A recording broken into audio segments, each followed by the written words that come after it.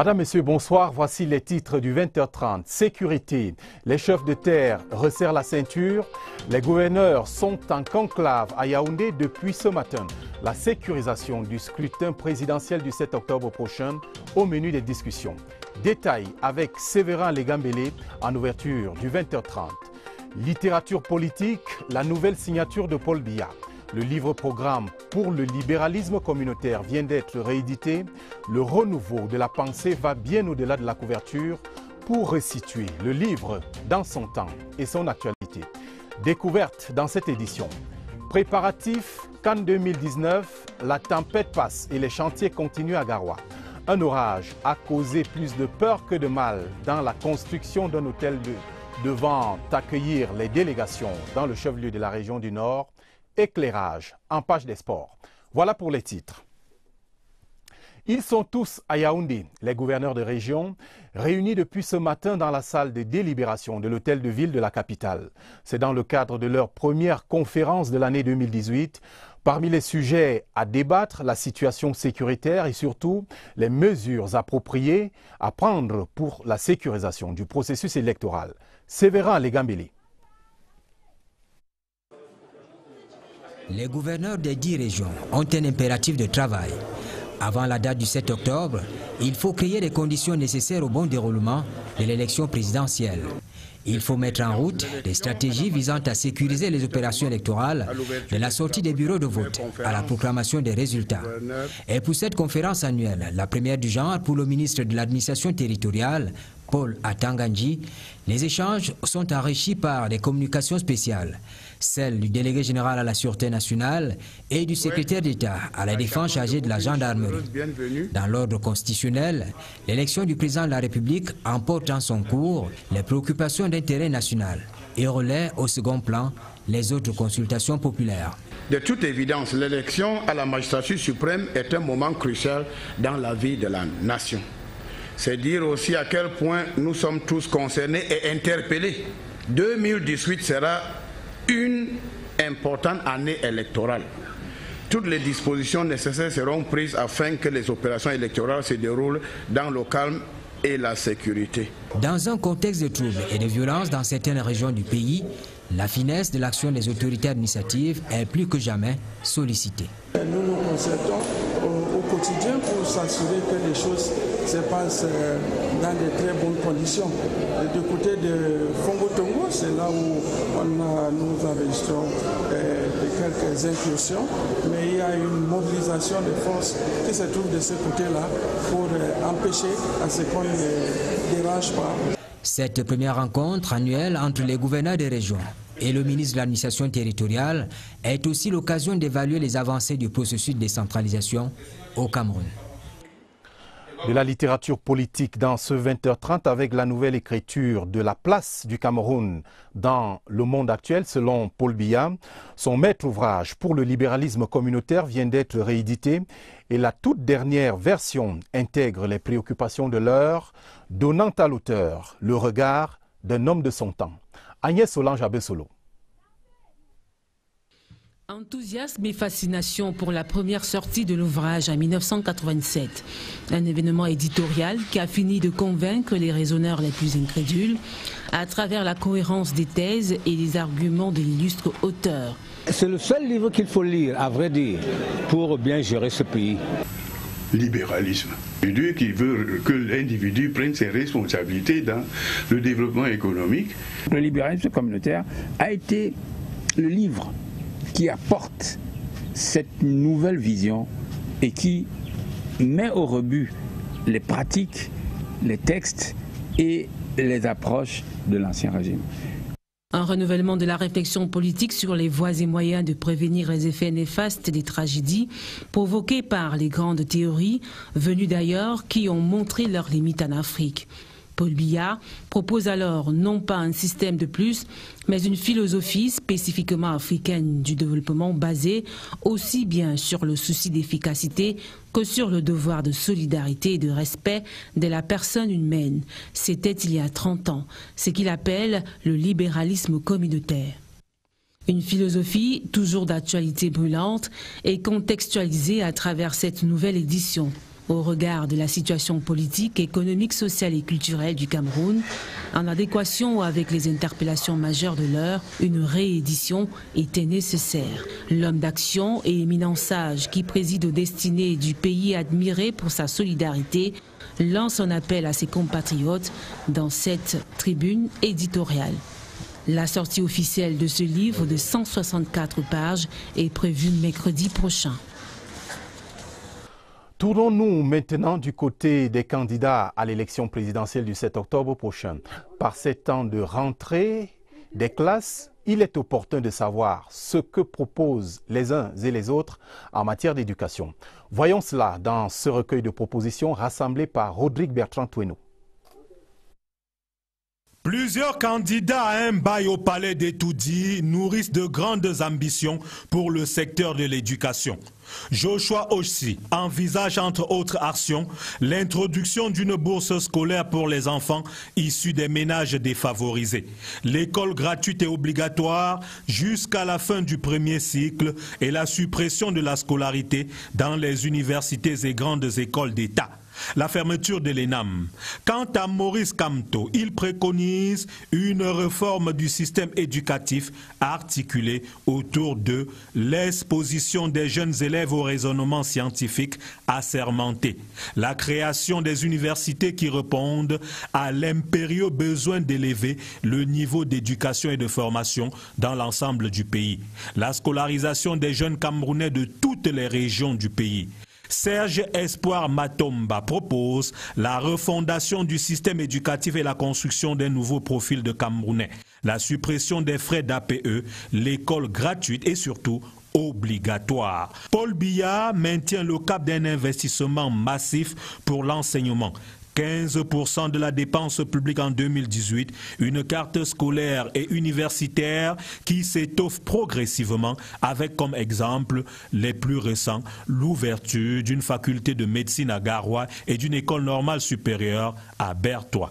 La connexion des universités au cyberespace universitaire mondial, une politique du livre scolaire qui allège les charges des parents pour ne citer que ces actions. Autant de propositions et promesses qui serviront lors de la sérénade des candidats aux électeurs pendant la campagne. Et puis il faut signaler que les partis politiques sont sur le terrain et se déploient vers les populations pour passer leur message.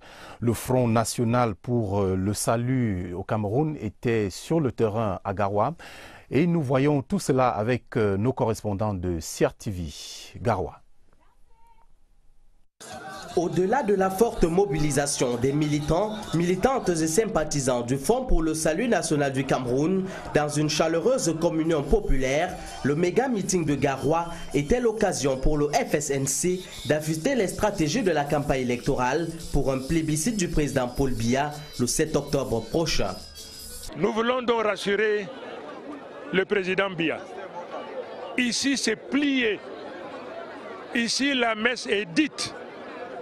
Aux autres candidats, j'ai bien peur pour eux, en vérité, qu'ils ne soient que des enjoliveurs de la démocratie. Parce qu'en vérité, ici, ils n'ont aucune chance d'avoir une seule voix. Nous veillerons en sorte que le 7 octobre, que ce vote-là, dans son entièreté, soit acquis et favorable au président Biya. Une démonstration de force qui rassure. Il ne fait pas de doute, au vu de l'engouement et de la détermination qui vous anime aujourd'hui, que Garoua, le 7 octobre prochain, fera le choix utile, le seul choix qui vaille en votant pour le candidat Paul Biya. Je vois Monsieur le Président de la République, ce septennat est celui de l'Université de Garoua. Je vois, nous soutenons sans réserve nos forces de défense et de sécurité. Vous avez déjà dit vers où on va. Maintenant, il nous reste une chose. Le 7 au matin, que chacun prenne sa carte électorale et aille voter Paul Biya. Un rendez-vous qui fera date. Et tout juste à côté, dans l'extrême nord, les militants RDPC de la section Diamaré-Est étaient réunis hier à Bogo. C'était à l'occasion d'un meeting d'évaluation des réalisations socio-économiques du renouveau en leur faveur. Ces militants promettent un plébiscite à Paul Biya le 7 octobre prochain. C'est ce que nous dit Malmoussa Le Doublez de CRTV Extrême Nord. C'est le meeting test et le Diamaré-Est garde sa capacité de mobilisation, un bon signe en cette veille de campagne électorale. Nous avons fait une stratégie de campagne. Comment nous allons mener notre campagne? Quelles sont les dispositions qui ont été prises dans chaque sous-section pour que ça se passe dans de très bonnes conditions? Il y a de bonnes raisons pour ces militants d'être fidèles et loyaux. Le renouveau a tout mis en œuvre pour changer leur quotidien. Les militants de Bogo sont des militants fidèles et ils l'ont toujours prouvé.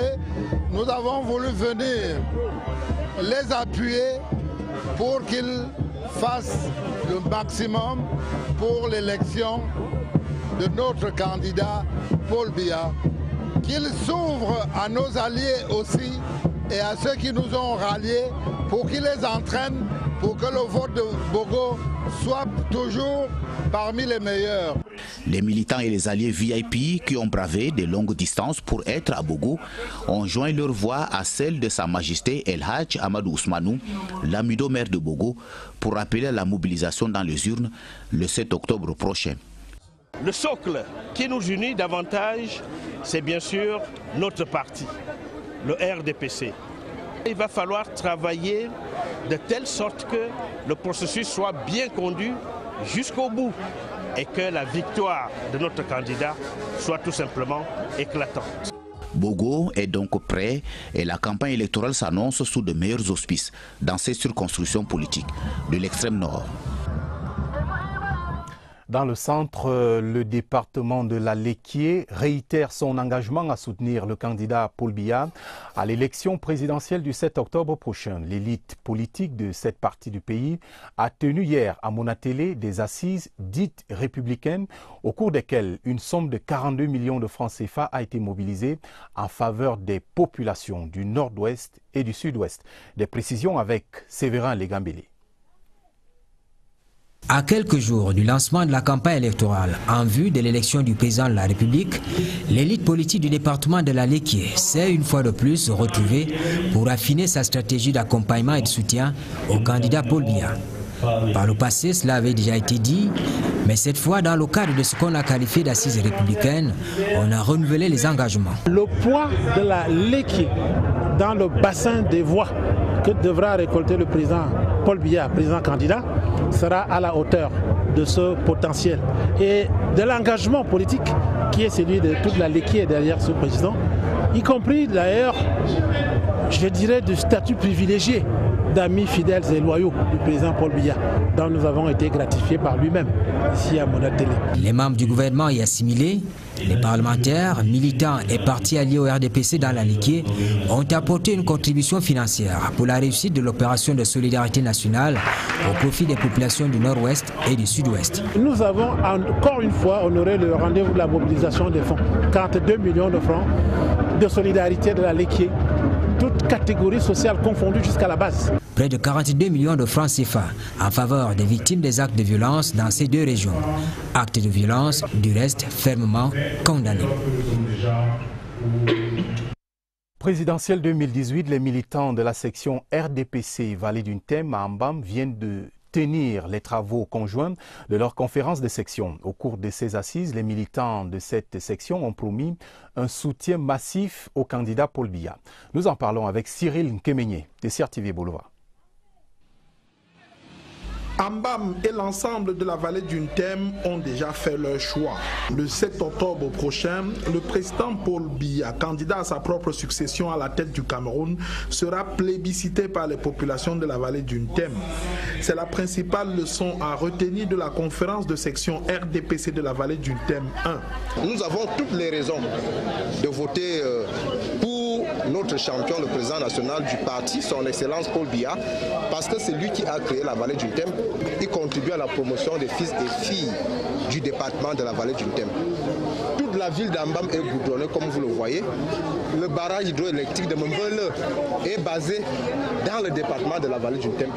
Les militants de l'OFRDPC, de l'OJRDPC et du RDPC des 26 sous-sections que compte la vallée du Thème 1 ont pris d'assaut en grand nombre la salle des actes de la mairie ultramoderne d'Ambam pour s'abreuver à la source des cadres du parti invités à Ambam pour les besoins de la cause. Nous avons sollicité un plébiscite. Il faut que le candidat du RDPC soit plébiscité le 7 octobre 2018. Pour les fils, filles et populations de la vallée du Thème, Paul Biya incarne à la fois la modernité, la stabilité et la maturité. Cette conférence de section s'est achevée par une grande marche de soutien et de remerciements dédiée au président Paul Biya, l'homme qu'il faut à la place qu'il faut. Et dans cette course à la présidentielle, je signale que le candidat du parti Univers, Cabral Libby, séjourne en Europe. Le week-end dernier, il était en France où il a rencontré ses partisans. Il leur a présenté son programme d'action et surtout organisé une mobilisation de fonds en vue de financer sa campagne. Retrouvons à Paris Maxence Ancel pour les détails. Après la Suisse, l'Allemagne, la Belgique, l'Italie, Cabral Libby a présenté ici à Levallois, en région parisienne, la vision qu'il a pour le pays, devant ses soutiens et militants en délire.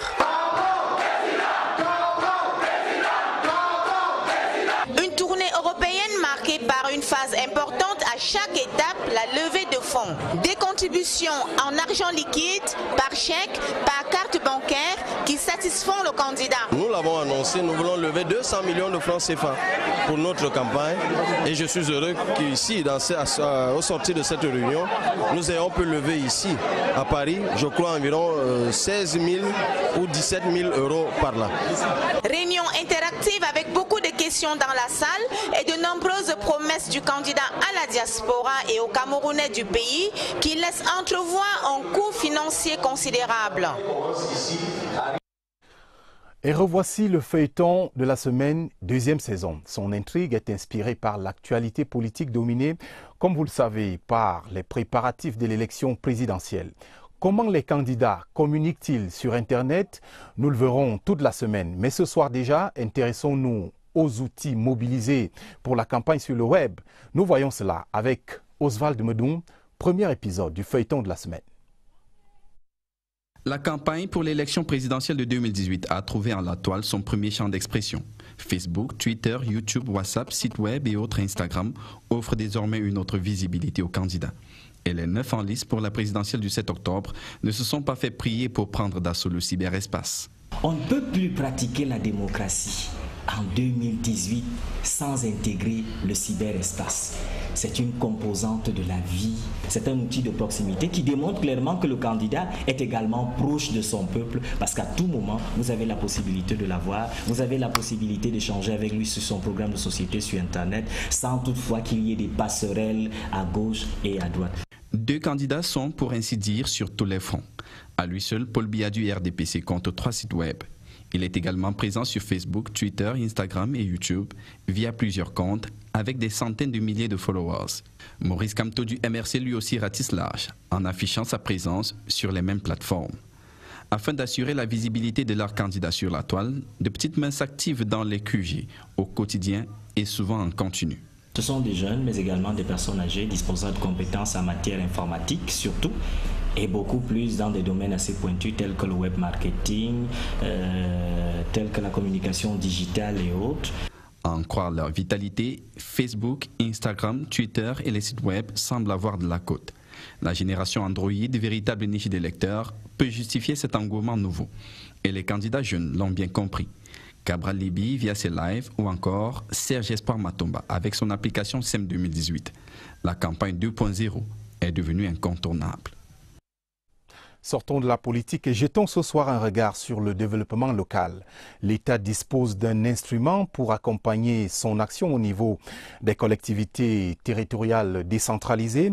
Il s'agit du FECOM, dont les interventions couvrent l'ensemble du territoire national. Voyons quelques réalisations de cet organisme dans la région de l'extrême nord dans ce reportage de Bakary Galdima. L'accélération du processus de décentralisation et la promotion du développement local sont en bonne marche à l'extrême nord. Dans cette région, le Fonds spécial d'équipement et d'intervention intercommunale mène depuis quelque temps d'importantes actions en faveur des collectivités territoriales décentralisées. Cette mission d'accompagnement des communes s'est traduite sur le terrain par des appuis techniques et financiers. En termes de réalisation, il faut dire que nous avons 48 communes. Et sur les 48 communes, il y a au moins, à cette date, au moins 36 qui ont déjà bénéficié en matière, par exemple, de construction des hôtels de ville, qui ont bénéficié des concours financiers du FECOM. En plus de l'amélioration des conditions de travail du personnel du FECOM et du cadre d'accueil des magistrats municipaux, des projets pour renforcer la résilience des collectivités territoriales décentralisées de cette région ont également vu le jour. En 2017, le FECOM a lancé le programme de financement du projet Impact Rapide qui nous a permis de mettre à la disposition de l'ensemble des communes de la région un montant de 100 millions par commune. Tous ces projets dits sociaux ont permis aux populations bénéficiaires de ressentir un léger mieux dans leur vécu quotidien. On a attendu depuis une longue date et l'eau est arrivée maintenant. Dans la région de l'extrême nord, le FECOM s'est montré un outil fiable à la disposition de financement des actions de décentralisation et les collectivités territoriales décentralisées de cette région entendent plus que par le passé saisir les opportunités. Et nous nous excusons pour la qualité visuelle de certains extraits du reportage que vous venez de suivre. Parlons maintenant dans la suite du journal des petites et moyennes entreprises du secteur de l'élevage. Les jeunes opérateurs économiques de certaines communes de Yaoundé suivent une formation dans la conservation et la transformation de produits de l'élevage. L'atelier a été lancé ce jour à Yaoundé par le ministre des petites et moyennes entreprises de l'économie sociale et de l'artisanat, Laurent-Serge Etundingwa. Les détails, Pierre Evimbe. Les jeunes de Yaoundé 1er, 4e et 5e à l'école des produits carnés. Ils sont 20 et pendant 10 jours, ils vont recevoir des compétences pour donner du contenu aux projets qu'ils portent souvent avec difficulté dans cette filière de la bonne chair. J'encourage les jeunes à adhérer parce que cela rentre dans le processus gouvernemental du président de la République, la formation des jeunes pour qu'ils puissent s'autofinancer. L'abattoir municipal de Yaoundé se trouve où? À Yaoundé 1er. Nous sommes absolument intéressés, compris, concernés. 93% des projets déposés au ministère des petites et moyennes entreprises portent sur les activités agro-pastorales.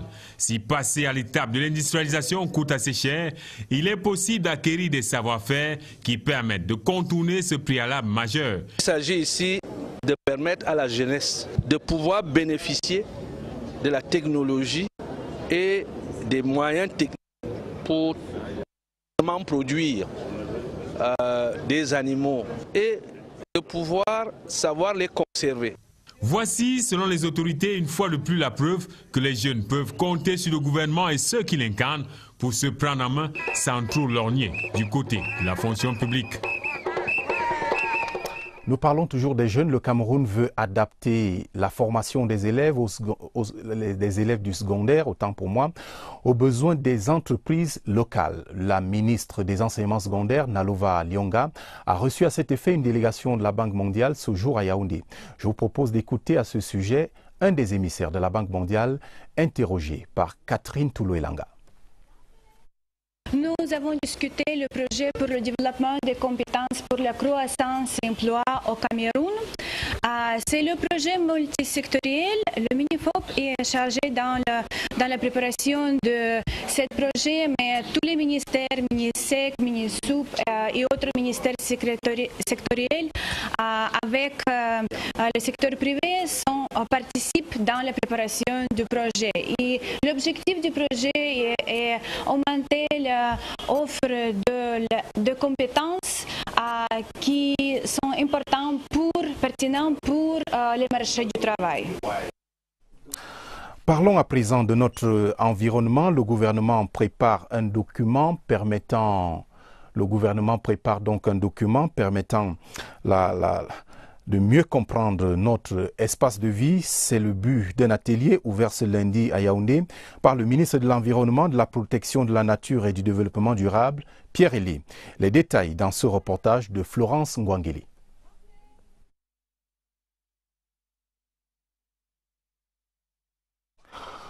Peut-être l'élément de Florence Gwangele dans la suite du journal, mais tout à l'heure, nous allons essayer de poursuivre cette session d'information en prenant une autre actualité, une saveur de thé japonais particulièrement dans la suite du journal, à la faveur de la journée du Japon, célébrée ce lundi à Yaoundé. L'événement présidé par l'ambassadeur du Japon au Cameroun, Kuino Okamura, a été marqué par la cérémonie du thé.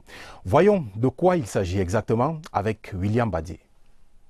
De nombreux invités ont favorablement répondu à l'appel de l'ambassadeur du Japon au Cameroun en cette célébration de la culture japonaise marquée par la cérémonie du thé. Venu du Japon en cette grande première en Afrique subsaharienne, le maître Soyu Mori et ses élèves ont procédé à la démonstration pratique de la cérémonie du thé.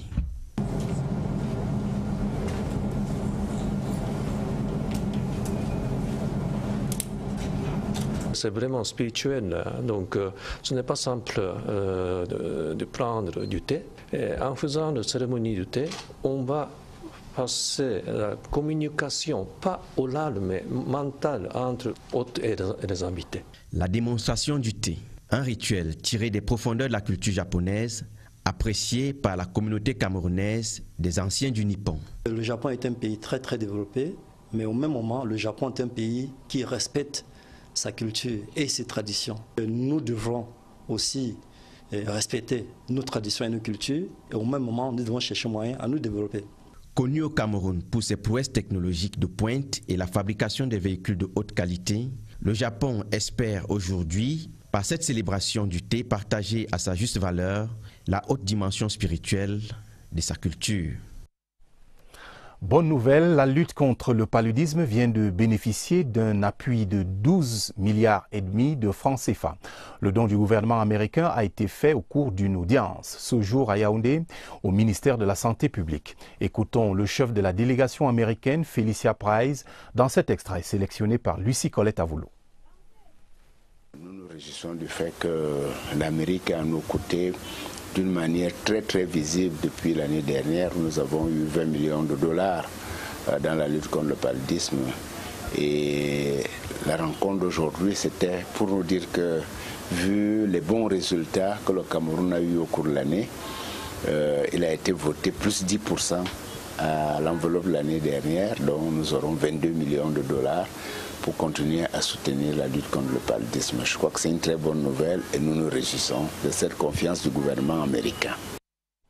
Revenons sur cette actualité sur notre environnement. Le gouvernement prépare un document permettant de mieux comprendre notre espace de vie.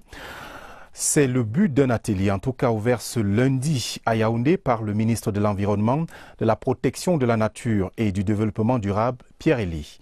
Les détails dans ce reportage de Florence Gwangele.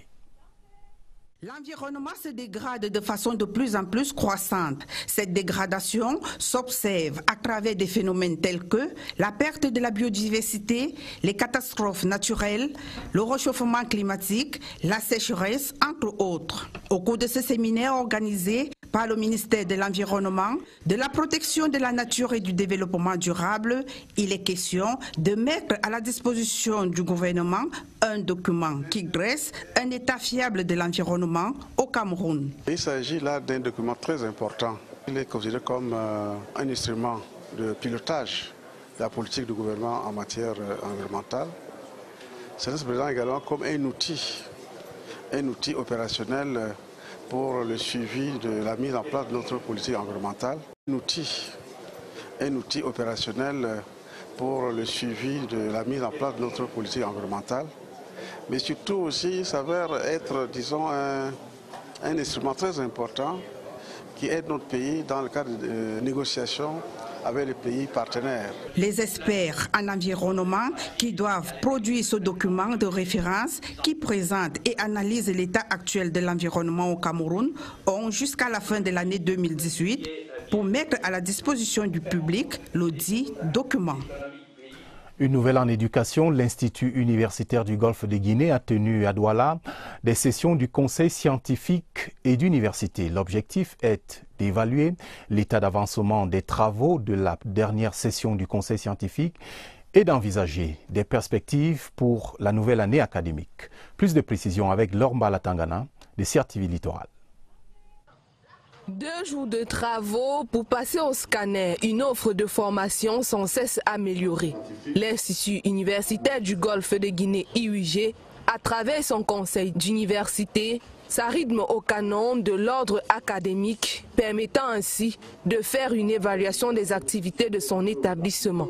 Des travaux qui se passent sous le regard vigilant du représentant du ministère des Enseignements supérieurs, dont le rôle n'est plus à démontrer. Un rôle d'encadrement, d'orientation et de conseil. Du ministère de la Recherche scientifique et de l'Innovation. Entre autres objectifs, ces assises assureront aux futurs étudiants une formation de qualité pour des résultats satisfaisants. L'étudiant qui est encore à la maison, qui n'est pas encore chez nous, doit s'assurer que l'Institut universitaire du Golfe de Guinée fonctionne suivant les textes réglementaires, fonctionne sous le contrôle du ministère de l'Enseignement supérieur. Avec ses 108 salles de classe réparties sur 3 campus, l'IUG se présente comme un cadre ultra-moderne pour un enseignement de qualité. Il est également doté d'un amphithéâtre de 700 places, 9 salles informatiques, 11 ateliers pour les filières industrielles et technologiques et 3 laboratoires pour les filières paramédicales. Un cadre idéal pour concilier la théorie à la pratique et faire de ses apprenants une main-d'œuvre efficace pour le marché de l'emploi. Dans la suite du journal, nous parlons de sport et des préparatifs de la CAN 2019. Une certaine actualité avait laissé croire qu'un orage avait emporté littéralement les bâtiments construits pour un hôtel devant accueillir les délégations de la CAN dans le chef-lieu de la région du Nord. Il n'en est rien, nous disent nos correspondants de CRTV Garoua. De construction de l'hôtel 70 chambres de Garoua dans le cadre de la CAN Total Cameroun 2019, les ingénieurs tout comme les ouvriers vaquent paisiblement à leurs occupations. Une ambiance de travail qui contraste avec la folle rumeur faisant état de l'effondrement de cet édifice qui commence à dévoiler son charme au cœur du quartier Plateau à Garoua. C'est pendant un coulage de dalles qu'on a eu une rupture de quelques étais en bois. Mais rien de bien grave. Ça a été une zone ponctuelle de 3 mètres carrés. Avec les intempéries, il a beaucoup plu, il y a eu des glissements et le bois avait pourri. Donc on peut déduire l'échafaudage a cédé sous la pression du béton pendant le coulage, mais ça n'affecte à rien la structure de l'ouvrage. Dans cette infrastructure hôtelière 4 étoiles, les travaux avancent sereinement. Le projet se déroule bien, le gros œuvre est à 85%. Nous attaquons déjà les lots techniques avec les lots fluides en décembre. On sera prêt. Le secrétaire général des services du gouverneur de la région du Nord, descendu sur les lieux, rassure. Nous pouvons démentir cette information parce qu'en réalité, il ne s'agit pas d'une dalle. La dalle étant un ensemble plein, déjà coulé. C'était une dalle en préparation. Ce projet de la CAN est assuré du point de vue des incidents. Donc nous rassurons l'opinion publique nationale et internationale que tout se passe très bien ici à Garoua par rapport à ce projet lié à la CAN. Les travaux de construction des infrastructures hôtelières dans le cadre de la CAN Total Cameroun 2019 à Garoua avancent sereinement selon le rythme imposé par le cahier de charges. La deuxième journée des éliminatoires de la CAN Cameroun 2019, disputée le week-end dernier, a réservé bien des surprises. Le Cameroun, champion d'Afrique en titre, le Gabon, l'Algérie et le Sénégal ont concédé des matchs nuls, tandis que le Burkina Faso et le Ghana sont tombés respectivement face à la Mauritanie et au Kenya. Revue des résultats de cette deuxième journée avec Jean-Cyriac Besseux. Les favoris n'ont pas marché sur du velours lors de cette deuxième journée de la campagne des éliminatoires de la CAN 2019. Pour la première de Clarence Seedorf et Patrick Kluivert sur le banc de touche des champions d'Afrique en titre, les Lions indomptables du Cameroun ramènent un point du guépier comorien. Michael Ngandengandju et ses coéquipiers ont été tenus en échec, un but partout à Moroni, par une équipe des Selacantes bourrée d'ambition. Dans l'autre match du groupe B, le Maroc a dominé le Malawi 3-0. Au classement du groupe, le Cameroun occupe le fauteuil de leader avec 4 points, talonné par le Maroc. D'autres matchs nuls ont été enregistrés sur le continent. Le Sénégal de Sadio Mané est reparti de Madagascar avec un nul, 2 buts partout. L'Afrique du Sud a buté à domicile sur la Libye 0-0. Le Gabon a concédé un match nul, 1 but partout face au Burundi. Même résultat pour l'Algérie en Gambie. Score identique au terme des débats entre Zambiens et Namibiens. Succès 2-0 pour la Mauritanie face aux étalons du Burkina Faso. Carton plein pour l'Égypte face au Niger. Les Pharaons ont filé 6 buts sans réplique au Niger avec un Mohamed Salah tout feu tout flamme, auteur de 2 réalisations. Les éléphants de Côte d'Ivoire en déplacement au Rwanda ramènent un succès 2-1. La Guinée équatoriale s'impose face au Soudan 1-0. Le Nigeria marche sur les Seychelles à domicile 3-0. Au total, 49 buts ont été inscrits sur l'ensemble des 24 rencontres disputées.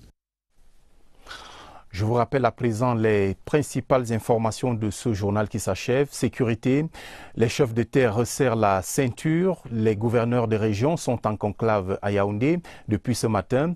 La sécurisation du scrutin présidentiel du 7 octobre est au menu de leurs travaux.